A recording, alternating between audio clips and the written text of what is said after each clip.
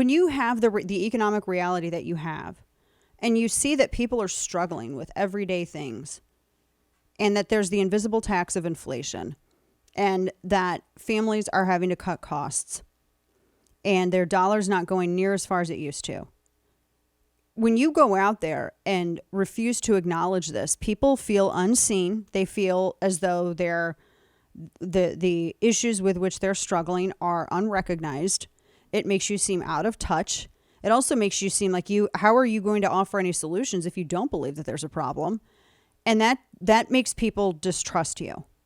And Democrats are screwing themselves so bad right now.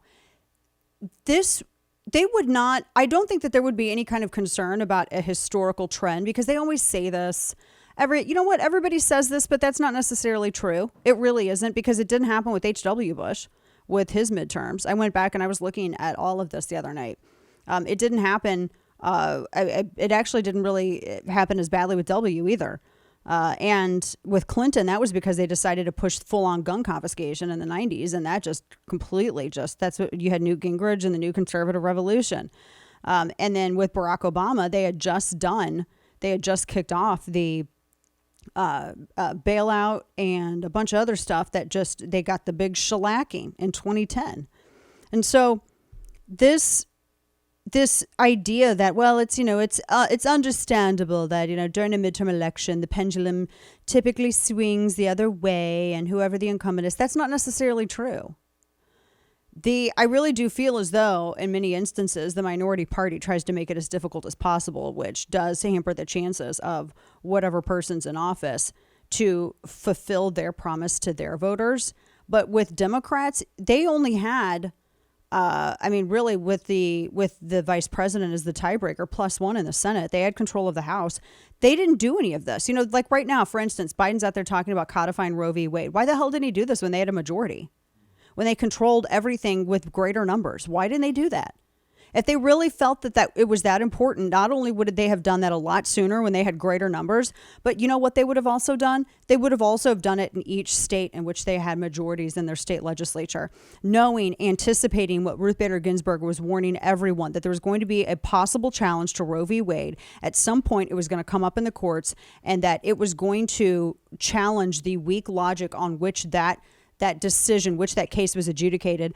And Dobbs versus Jackson Women's Health was just that. It challenged the notion that it was a privacy issue, which it wasn't. It was a bastardization of that.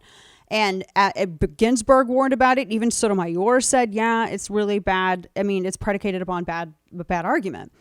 Democrats, all this time, they didn't do anything state by state. It's a problem of their own making.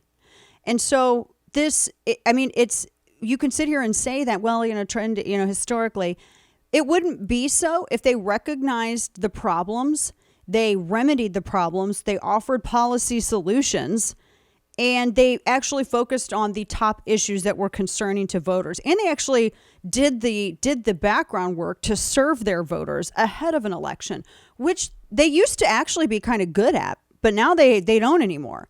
That party, for all the talk about that party's fallen apart. Democrats are falling apart. Who's on their bench? Who do they got coming up at bat? Newsom? Really? Him? That's it? They had Cuomo. They were grooming him. That book that he came out with was supposed to be his foray, his big reintroduction to the national stage. And look what happened. So what? They got Newsom, who's got so much baggage. The light rail scheme alone should tank him. Who else do they got? They don't have anyone. The Castro brothers, who are like Tweedledee and Tweedledum. One of them spoke at, the 2012? Was it 2012? DNC?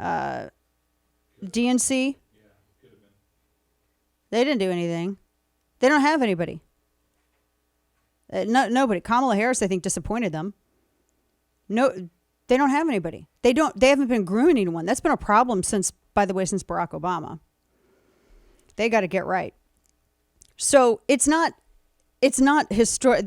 They always say that as a way to excuse the voters' referendum on what Democrats are doing, as a way to kind of say, well, we're not really, they're not actually rejecting us. People, if they're doing a good job, people are going to continue to vote for it. people aren't going to go, oh, well, they're doing really good. But, we want to vote for somebody different. Let's just gamble. They don't do that. That's not how voters react. But that's the excuse that they keep throwing out.